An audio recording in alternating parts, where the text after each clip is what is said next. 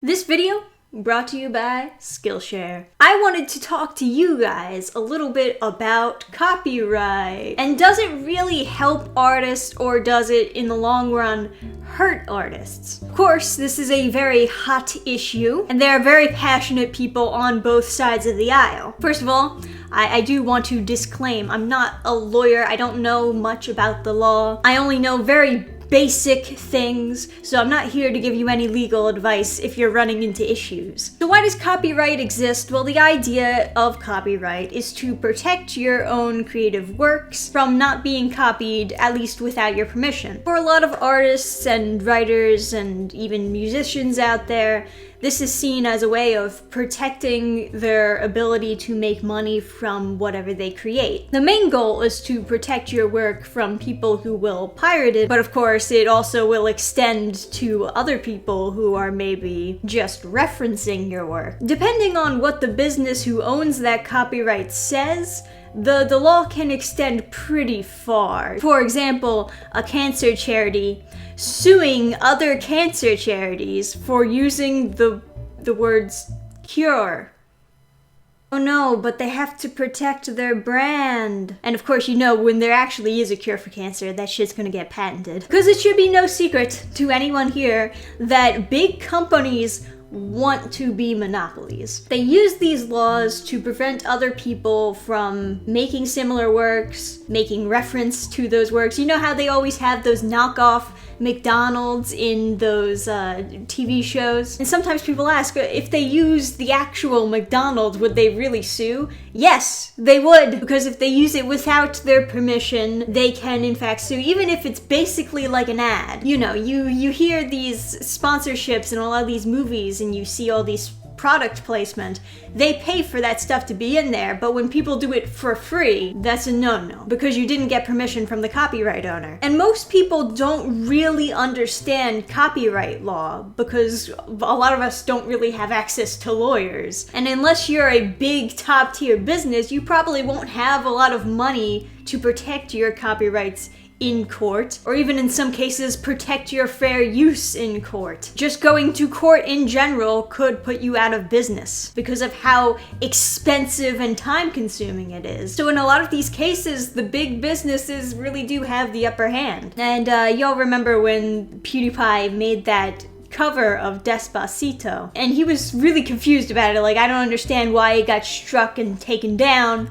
It was just a cover, but it was technically a violation of copyright because he didn't contact the licensor and he didn't get permission from them to use it. They weren't getting any royalties from it. Covers are not protected under fair use. And another thing is, a lot of us don't really have access to actually get in contact with the licensor. A lot of them won't necessarily post their number free online. In a lot of cases, you have to know a guy who knows a guy or be a part of an agency. So for a lot of people who post on YouTube covers of these songs, they don't bother getting in contact with the licensor because it's a lot easier to just post it on YouTube and have them claim the royalties and achieve the same outcome, essentially. But of course, there is also those small cases where they won't want the royalties, they'll just want your video taken down. Now, this idea of these big businesses owning this copyright to all of this material, the law is essentially supposed to prevent it from being shared often or sold in any commercial way. But if you're online, you'll notice copyrighted material being shared left and right, because human beings, in order to socially communicate, it involves sharing things visually. Sometimes explaining a scene in a movie is not enough. You have to actually pull up the movie on your phone or on your device and show them. And if you share a song with your neighbor, if you let them listen to it, that's usually seen as okay. But whenever it's mass sharing, whenever you put it up online for everyone to hear, that's when it becomes no, not okay. Because the company decides whether or not they're going to pursue a complaint against you for sharing their material. It is widely recognized as GIFs being fair use content, but it's not recognized by the law. Technically, GIFs are not recognized as being fair use, and it could be argued that it's not fair use. The same can be said of a lot of Let's Plays. A lot of games are really just movies that they play out with QuickTime events, and a lot of people who play them won't give much commentary, but Let's Plays are, for the most part, recognized as fair use. Are they really fair use by law? And of course, reaction channels, it's basically just the company that decides whether or not they're okay with it. In a lot of cases, they won't go after you. Part of the reason is because sharing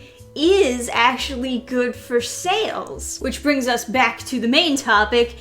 Is it bad for artists, or is it good for artists that all of this sharing happens online? Think about all these memes that are made from copyrighted material, all the memes that happened after Infinity War. That was fantastic advertising for the movie. And like I mentioned before about product placement, the idea is that they pay a movie to put their product in their movie. There are a lot of cases where in Let's Plays they'll pay people to play their game so that it advertises that game to their followers and help increase sales. Sharing online can give you a lot of exposure. Even if you're not making direct money from that exposure, it helps people know that you exist, which is far more valuable to the unknown artist than it is to big companies. So there are a lot of cases where musicians will actually put their music free online for anyone to listen to. You know, they usually have it free on YouTube or free on SoundCloud, and they only really charge for the downloads. Even if they don't make a lot of money on those downloads, they'll still rack up some money from ads, you know, on YouTube. But primarily, they'll get noticed, and maybe those people will become fans, buy their CDs, go to concerts with them, buy their t-shirts, stuff like that. Just having that internet fame, just being noticed, opens up these other doors to make money. And you know, I'm a comic writer, I do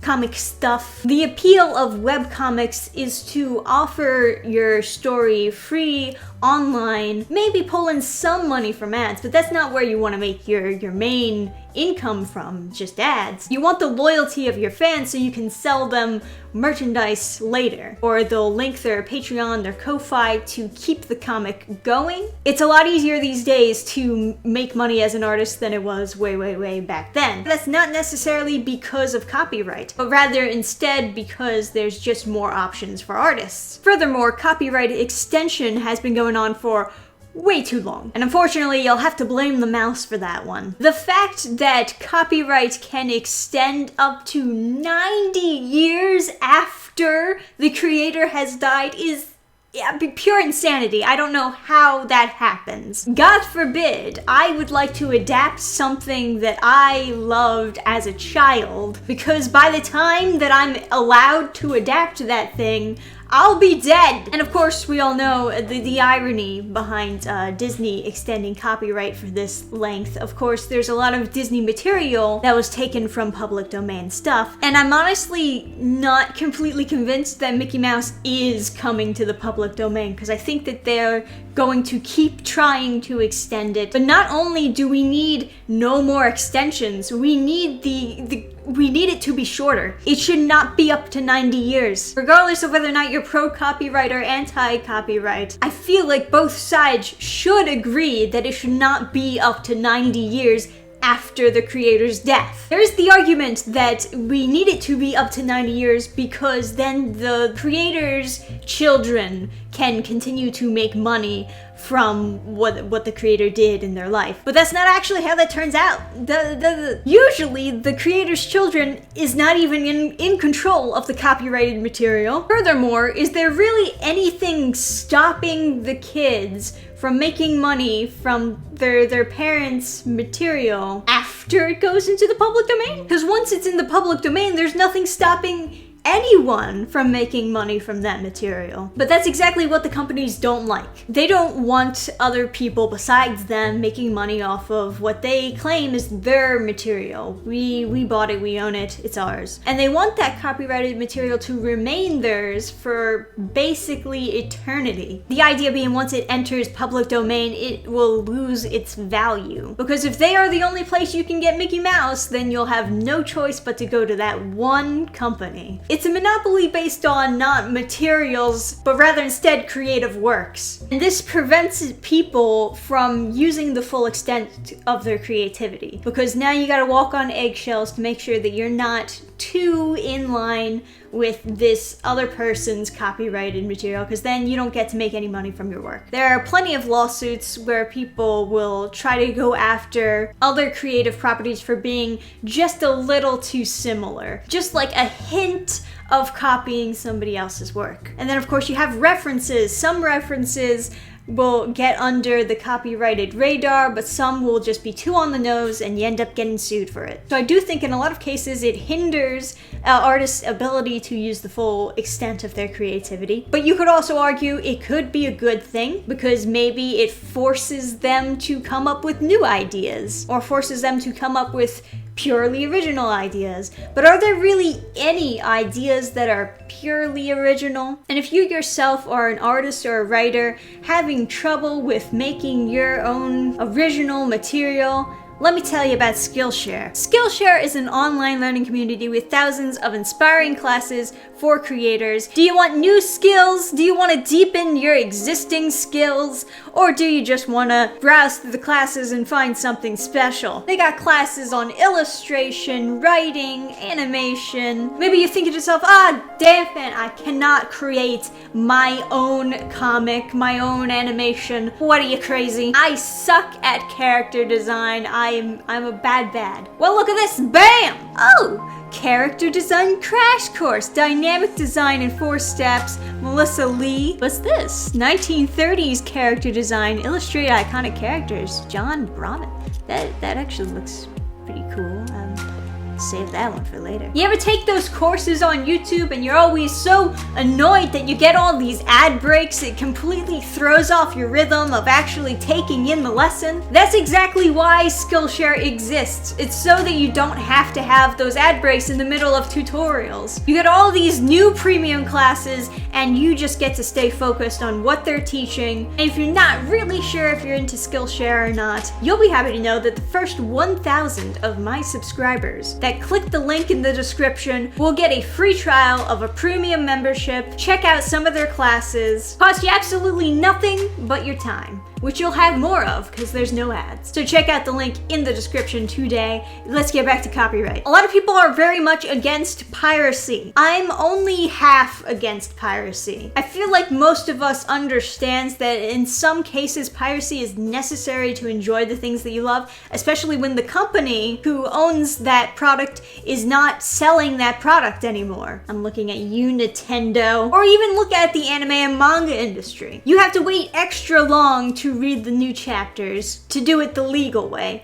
Or you could go online and check out these free translated chapters that are uploaded almost instantly after the official chapter is uploaded in Japan. Why is it that so many piracy websites can do what these big companies cannot? Now, at the same time, I'm very much for the idea of putting your money where your love is. If you really enjoy a series, you should pay for it. A lot of stuff that I enjoy and love very deeply, I own in physical, but I'll still pirate it because sometimes it's easier to pirate it online than it is to pop out the DVD and put it in the DVD player. Furthermore, there's some stuff that never even gets a DVD release, which makes it extra hard to actually pay for it and get it the legal way. If it doesn't get a DVD release and if it's no longer airing on TV, how else do you get the material that you want to buy?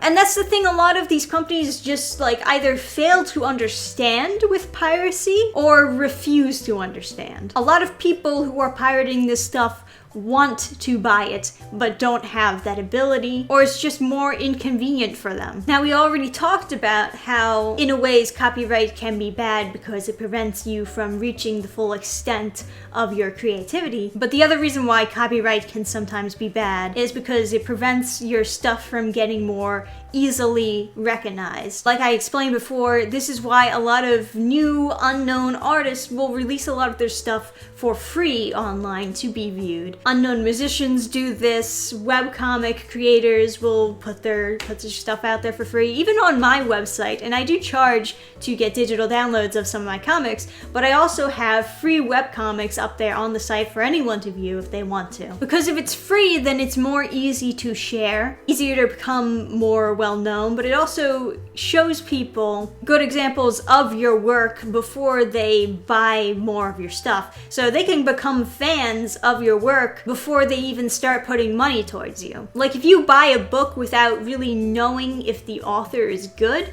you're taking a risk of the author being bad and you not wanting to buy another one of their books. If the book is free, then you're not taking any risk. So more people are willing to read a free book. Therefore, it widens your net of potential fans who will come back and buy more of your books. And fans are very valuable because they are customers who will come back. So in a lot of cases, it's actually better to not worry so much about protecting the rights of your work and just let it be shared. And there are some anti-copyright activists who argue there should be no copyrights at all. We should all just have our work be public domain. I'm not sure if I'm really convinced that far. I do think that copyright in some instances has value, but I think that it doesn't take into consideration how the internet works or how people share information. Like I've already said, 90 years is just too long. So I want to hear what you personally think about copyright laws. Are you pro-copyright? Are you anti-copyright? Or are you somewhere in the middle where you think it should be rewritten? Any and all thoughts, leave them down below in the comments section. Add to this conversation, reply to other people, and mention any mistakes that I've made, because I know you love doing that. Of course, like the video if you enjoyed my little ramblings. Subscribe if you'd like to see more videos from me. I am special, you know. Lastly, thank you guys for watching. I'll see you next time. Bye!